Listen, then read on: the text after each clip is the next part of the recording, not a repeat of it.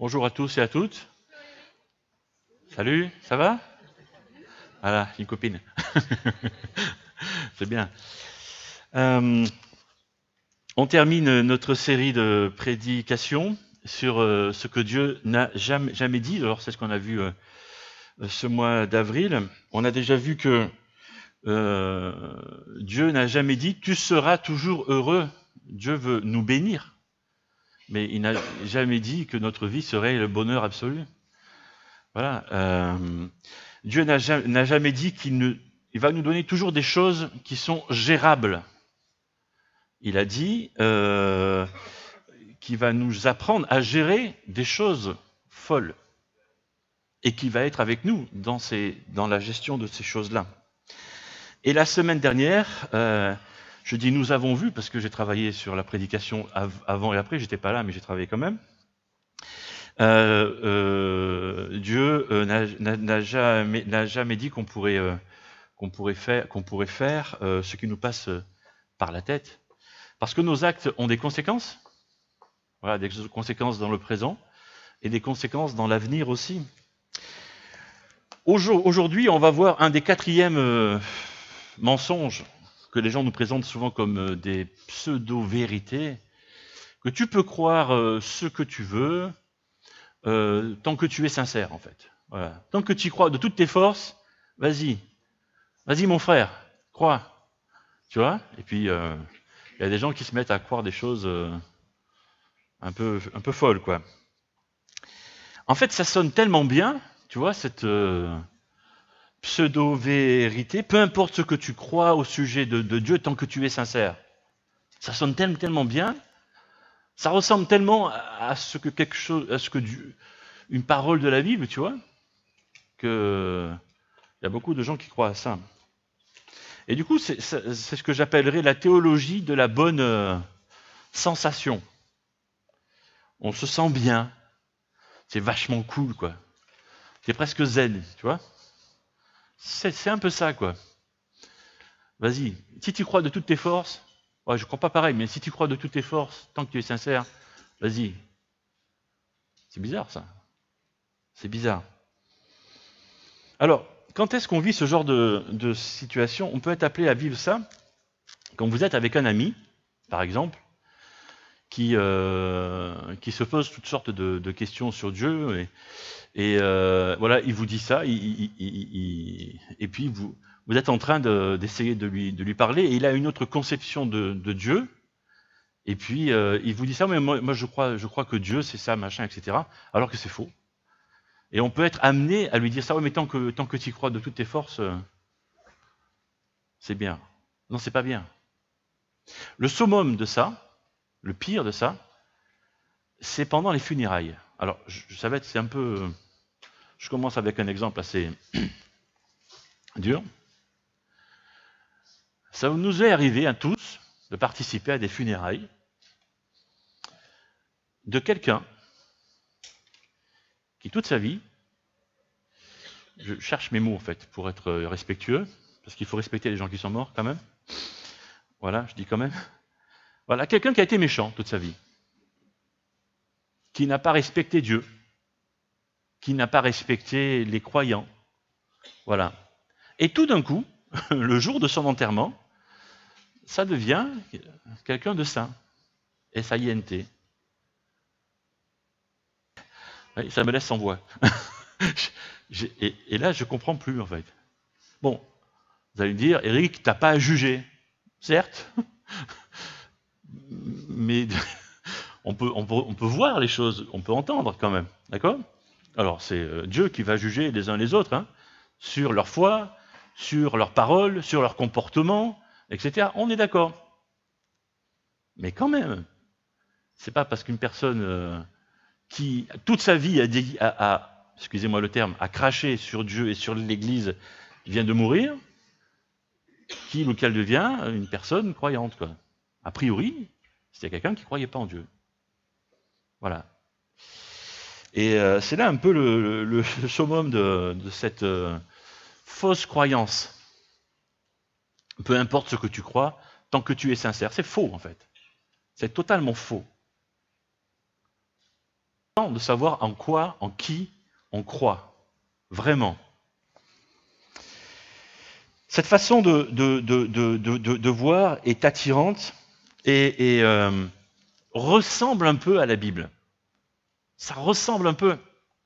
Alors, il y a beaucoup de choses de la Bible qui sont passées dans les mœurs. Comme, par exemple, des paroles que Jésus a pu dire, comme aimer son prochain. Aimer celui qui est dans le besoin. Aider celui qui est dans le besoin. Ça, c'est des valeurs que notre société et d'autres sociétés partagent, et c'est bien. Ou accueillir l'étranger. C'est bien. On a des problèmes en France et en Europe avec ça en ce moment. Hein. Voilà. Mais il y a des discussions et des fois plus que des discussions. Mais justement, ce sont des valeurs bibliques. Donc, il y a certaines valeurs comme ça, bibliques, qui sont passées dans les valeurs de certaines sociétés. Et puis, il y a des choses qui ont été transformées, au passage. Et puis, on a évidemment oublié ce premier verset que j'aimerais citer de Jésus qui dit « Moi », c'est Jésus qui parle, hein, « je suis le chemin ». Jésus est le chemin. Il ne dit pas « je suis un des chemins pour arriver au ciel ». Jésus ne dit pas « je suis un des chemins pour arriver à Dieu ». Il dit « je suis le chemin, la vérité et la vie ».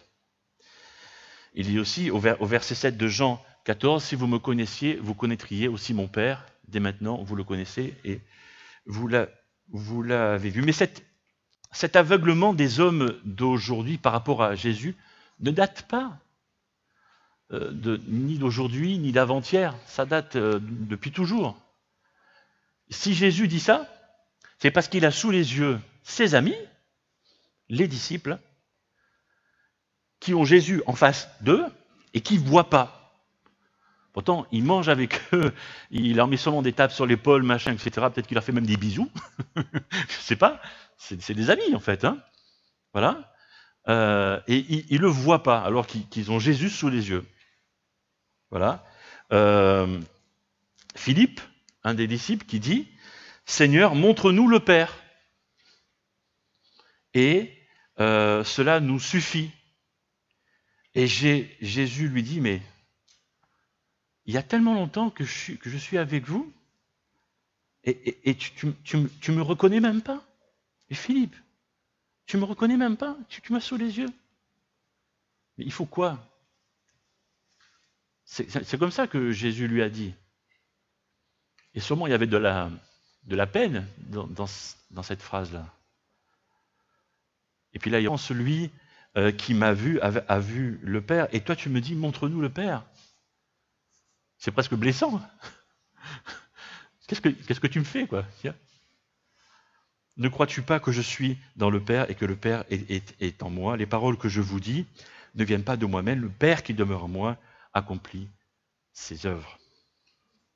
Et Jésus va dire, je suis le chemin, la vérité et la vie. Donc, Jésus, quand il est là, se distingue. Ma phrase, ce que j'ai écrit, c'est Jésus se distingue de toutes les autres religions du monde. Et ça me gêne en fait de dire ça. Parce que Jésus n'est pas une religion. Et c'est à ça que je veux en venir avec cette prédication. C'est vraiment le chemin pour trouver Dieu. Un système de croyance. C'est une relation. Et donc, je vais parler des 4 premières religions mondiales. D'abord, le bouddhisme, mais j'en parle très rapidement. D'abord parce que le bouddhisme ne donne pas vraiment de but à l'existence. Et un bouddhiste croit à la réincarnation et le fait de renaître. Et l'hindouisme aussi. L'hindouisme reconnaît un Dieu personnel qui se manifeste par des divinités, des idoles, quoi. Voilà. Et ces 2 religions peuvent parler aussi de karma. Et le karma, c'est tu fais des choses bien et t'arrives des choses bien. Tu fais des mauvaises choses, il t'arrive des mauvaises choses. Alors c'est assez bizarre parce que dans la vie de tous les jours, ça ne se passe pas vraiment comme ça en fait. Mais bon, c'est leur système de croyance. Hein. Je critique pas, mais c'est comme ça. Voilà. Et l'islam, les musulmans adorent Allah, bien sûr, et il n'y a pas d'autre Dieu que Allah. Et le problème pour un musulman, c'est que son salut dépend de sa dévotion personnelle. Voilà, s'il va bien appliquer tout ce qu'il y a à faire, quoi. Voilà. Et il va dépendre de ses œuvres aussi. Alors, on peut parler de christianisme aussi, hein, parce que le christianisme propose un Dieu personnel et l'amour de ce Dieu qui s'est manifesté par son Fils, Jésus, qui propose le pardon et le salut. Et le salut ne repose pas sur des efforts, mais simplement parce que Dieu aime. Et ça repose sur une foi, la foi de celui qui veut croire. Il y a plein d'autres religions. J'ai mis les 4 premières. Et le souci, ici, c'est dans ces religions, on trouve des choses bien, en fait. Honnêtement. On trouve des choses moins bien, mais on peut trouver des choses sympathiques, en fait. Voilà. Et le souci ici, c'est qu'il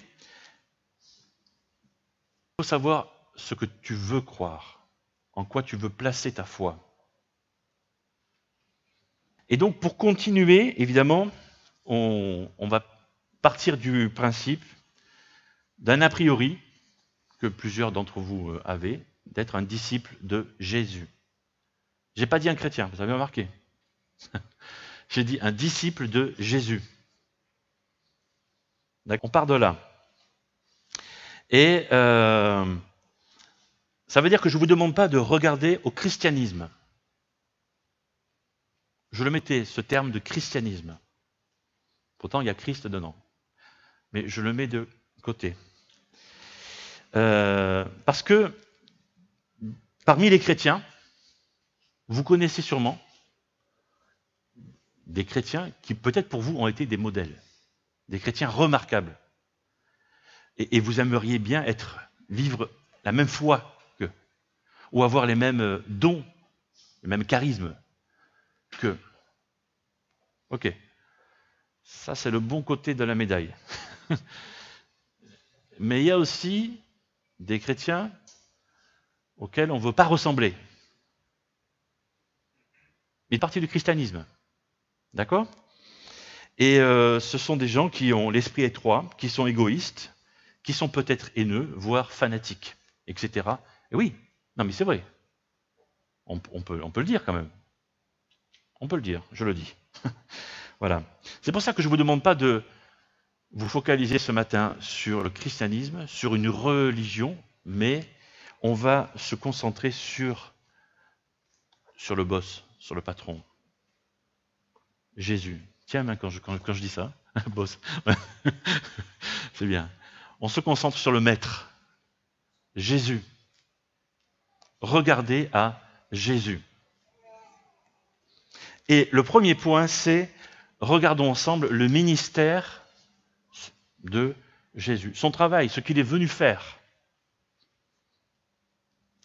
Marc chapitre 2, versets 16 et 17, ici j'ai mis en plus le verset 15, résume, bon, il y a d'autres passages qui pourraient dire ce que Jésus est venu faire, j'ai choisi celui-là. Donc Marc chapitre 2, versets 15, 16 et 17, comme Jésus était reçu pour un repas dans la maison de Lévi, beaucoup de collecteurs d'impôts et de pécheurs notoires. Je fais une pause ici pour dire que les collecteurs d'impôts étaient reconnus comme des traîtres. Voilà, par la société de cette époque-là.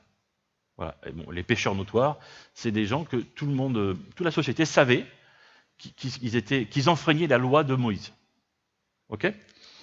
Donc Jésus était là, et puis il mangeait avec ses disciples et ces gens-là. Ok ? Pourquoi? La fin du passage dit, car ils étaient nombreux à le suivre. En voyant qu'il mangeait avec ces pécheurs notoires et ces collecteurs d'impôts, les spécialistes de la loi qui appartenaient au parti des pharisiens, autrement dit, ce sont les responsables, les théologiens de l'époque, les responsables religieux de cette époque-là.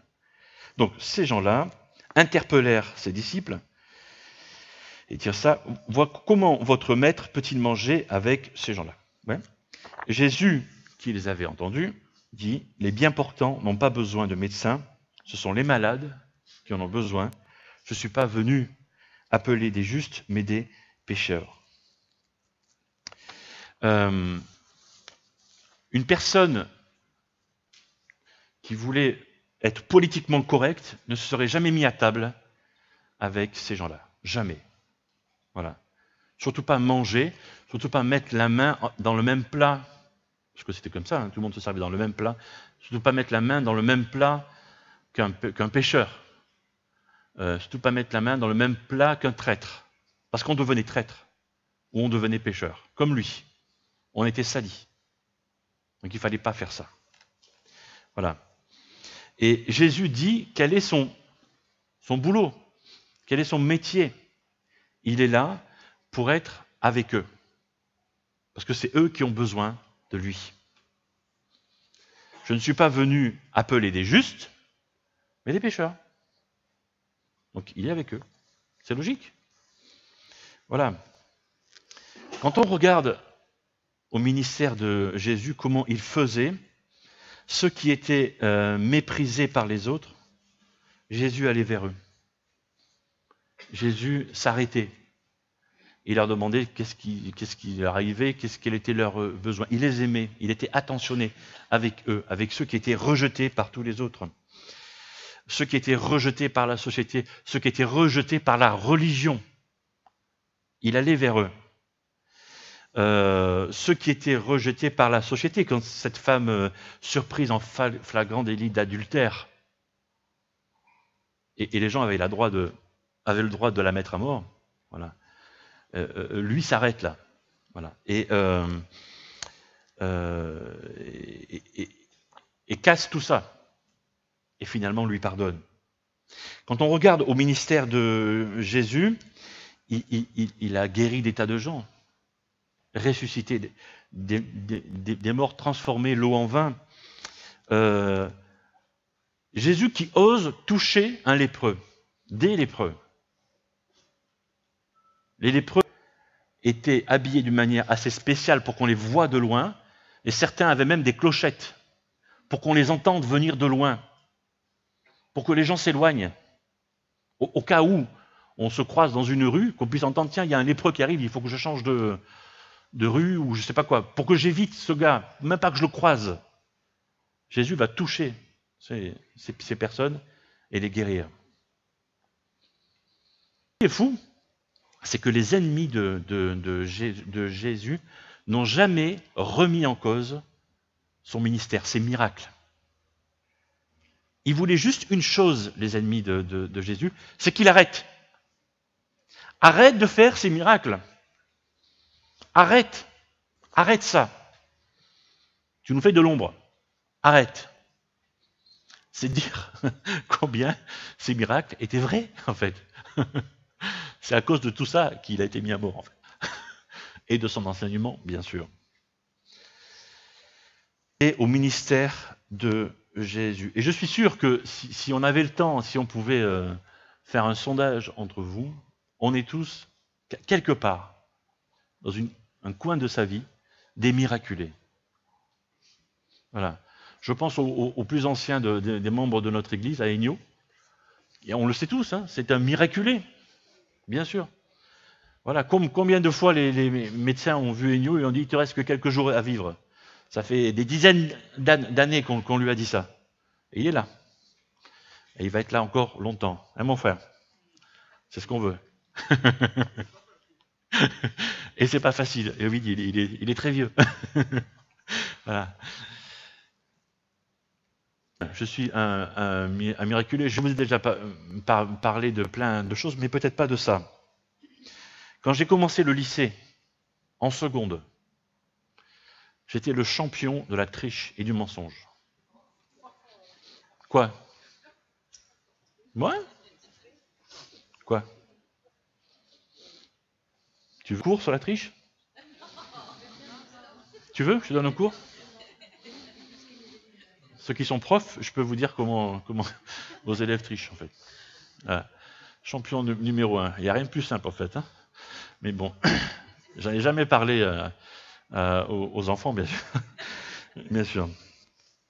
Et le mensonge, c'est pire encore. Bah, la triche est un mensonge en fait. Hein. Voilà.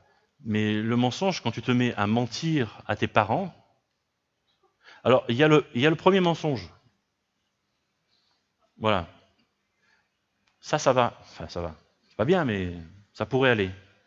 Il y a le deuxième mensonge qui vient étayer le premier. Là, tu commences à réfléchir comment étayer le premier.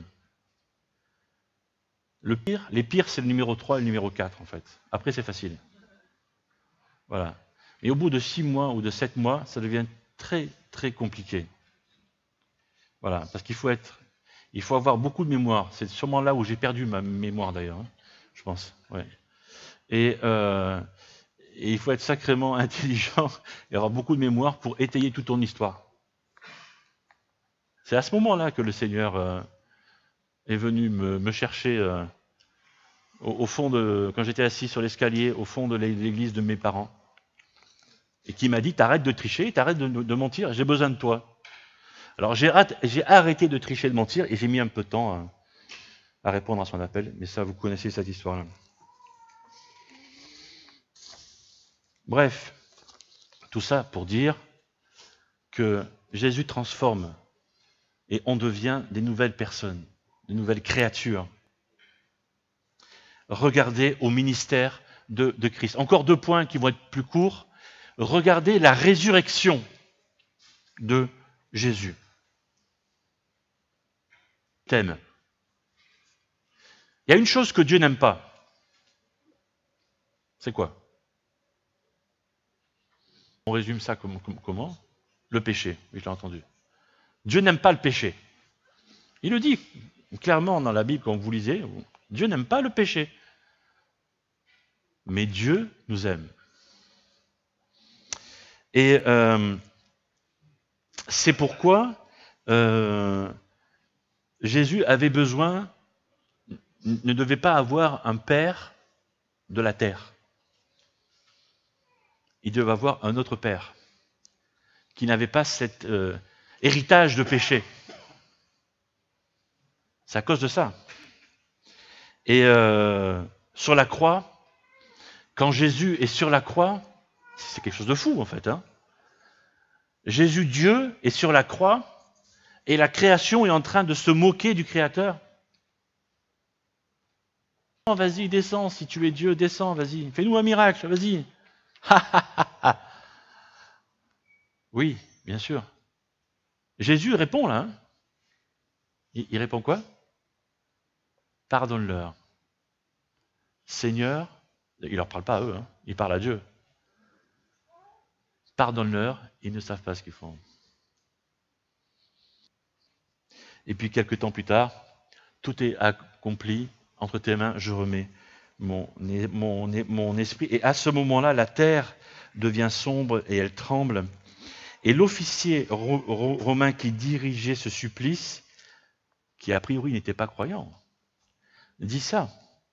Cet homme était vraiment le Fils de Dieu. Un témoignage de quelqu'un qui n'était pas un disciple. Voilà un premier témoignage là. C'est un peu dingue, mais c'est comme ça. Et plus tard, Pierre va dire, vous avez fait mourir l'auteur de la vie dans Acte 3, verset 15. Dieu l'a ressuscité d'entre les morts, nous en sommes témoins. Il y a eu de nombreux témoins oculaires, des gens qui ont vu la mort de Jésus et qui l'ont vu vivant plus tard après avec lui et qui étaient avec lui. Alors, il y a plein de gens qui sont sceptiques hein, par rapport à la résurrection. D'ailleurs, il y a un film qui va sortir, mercredi, c'est le 4 mai, il y a un mercredi 4 mai, tu as entendu parler de ce film? Voilà, qui s'appelle comment, vous savez le titre? qui s'appelle la résurrection. Le point de départ, c'est les Romains qui ont entendu parler de la résurrection de Jésus et qui font une enquête. Voilà. Il y a un officier romain qui fait une enquête sur les témoins, etc. Et ça sort le 4 mai. Il y a plein d'hypothèses, je ne vais pas rentrer dans les détails, mais Pierre dit ça, vous avez fait mourir l'auteur de la vie, mais nous en sommes témoins, Dieu l'a ressuscité d'entre les morts. Regardez au ministère de Jésus, regardez à la résurrection. Ne regardons pas trop les autres croyants. Ne regardez pas trop à moi, je le dis souvent, je sais qu'Hunter vous a parlé de moi dimanche passé, parce que j'ai mis sa prédication en ligne, donc je l'ai entendu. Voilà. Et pendant qu'il prêchait, Thibaut a pris une photo de ce qui passait. Ok, d'accord, donc je savais, j'étais informé, j'ai mes informateurs. Voilà. Oh, c'est juste mon fils, quoi. Voilà, donc voilà, parce que je suis pas infaillible, quoi. Voilà. Ne regardez pas trop notre Église. Notre Église, j'arrête pas de le dire, est imparfaite.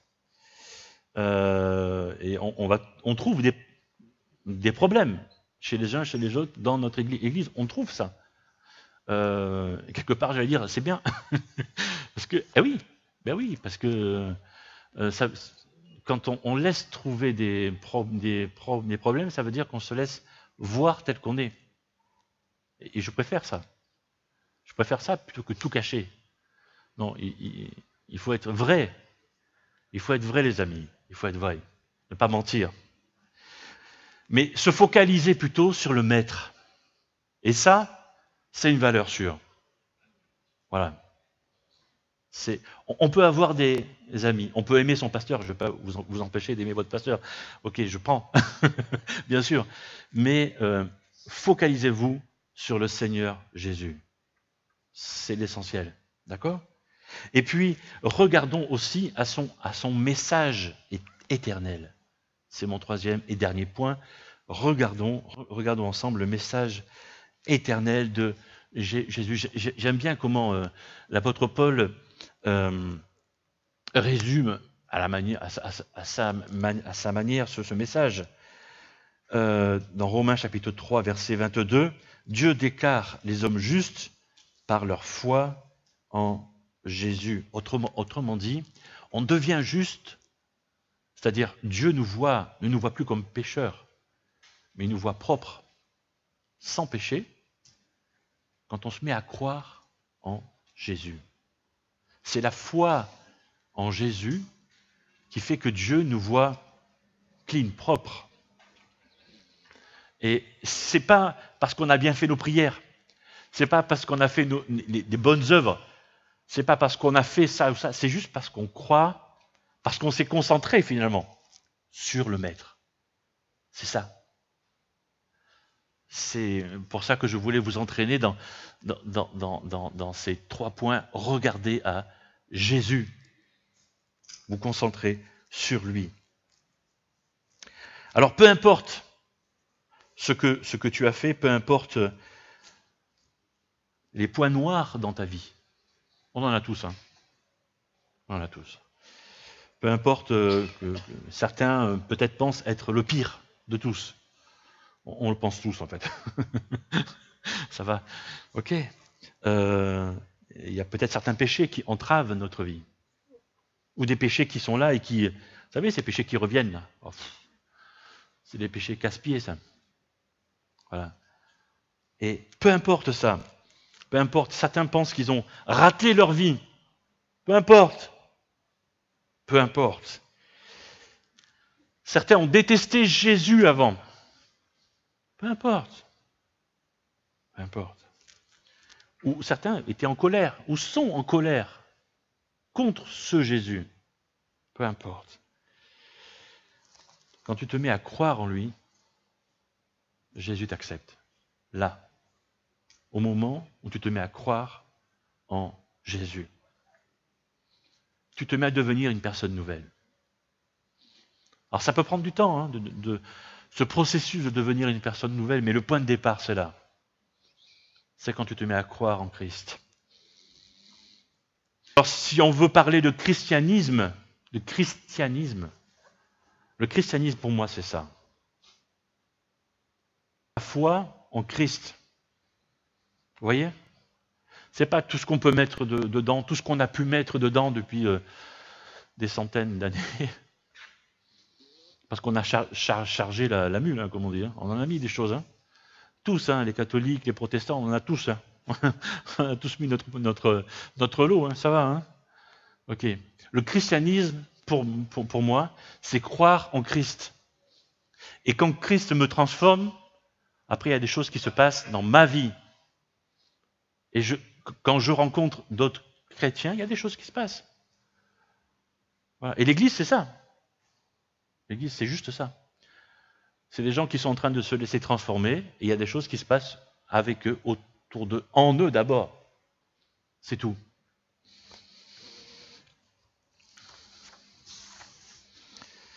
Regardez au message éternel de Jésus. J'aimerais juste passer un petit temps dans la prière maintenant, et je vous invite au recueillement, parce que je pense qu'on a besoin de laisser le Seigneur nous parler personnellement, et j'aimerais vous guider dans ce temps de prière.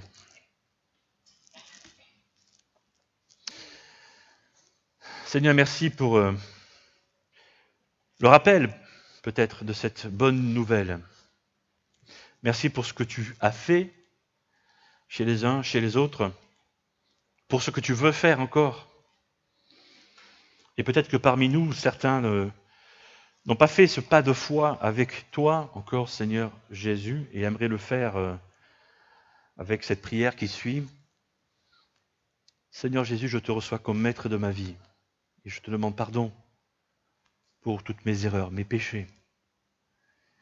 Merci pour ton sacrifice sur la croix qui me donne accès au pardon de mes erreurs. Je le crois, Seigneur. Aide-moi à ne pas tomber dans ces péchés. J'ai besoin de ton aide pour ça. Et j'ai compris que tu vas le faire.